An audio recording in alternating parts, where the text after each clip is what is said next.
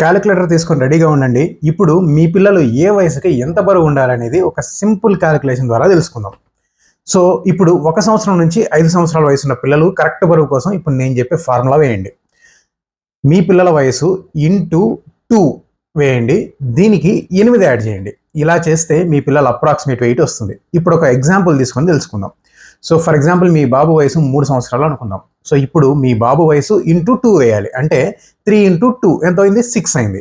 ఈ 6కి 8ని యాడ్ చేయండి. అంటే 6 + 8 = 14 అనమాట. అంటే మీ 3 సంవత్సరాల బాబు లేదా పాప వయసు అప్రాక్సిమేట్గా 14 కిలోస్ ఉండాలి.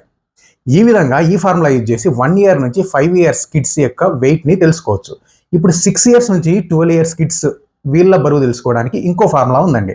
అదేంటంటే మీ పిల్లల వయసు ఇంటూ 3 వేయాలి. ఇప్పుడు దీని నుంచి వచ్చిన మొత్తానికి 7 యాడ్ చేయాలి. ఇప్పుడు మీ పిల్లల అప్రాక్సిమేట్ వెయిట్ వస్తుంది. ఇప్పుడు ఒక ఎగ్జాంపుల్ తీసుకొని చేద్దాం. సపోజ్ మీ బాబు వయసు 10 ఇయర్స్ అనుకుందాం.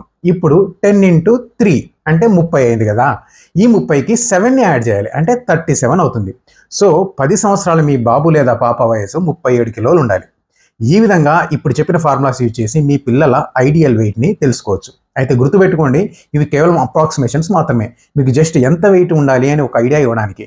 సో 1 సంవత్సరం కంటే తక్కువ వయసు ఉంది అనుకోండి, వీళ్ళకి ఇంకో ఫార్ములా ఉంటుందండి. దీన్ని నెక్స్ట్ వీడియోలో మనం డిస్కస్ చేద్దాం. సో ఇప్పుడు నేను చెప్పిన ప్రకారం క్యాలిక్యులేట్ చేసి మీ పిల్లల వెయిట్ ఎంత ఉంది అనేది కామెంట్ సెక్షన్లో కామెంట్ చేయండి. Thank you.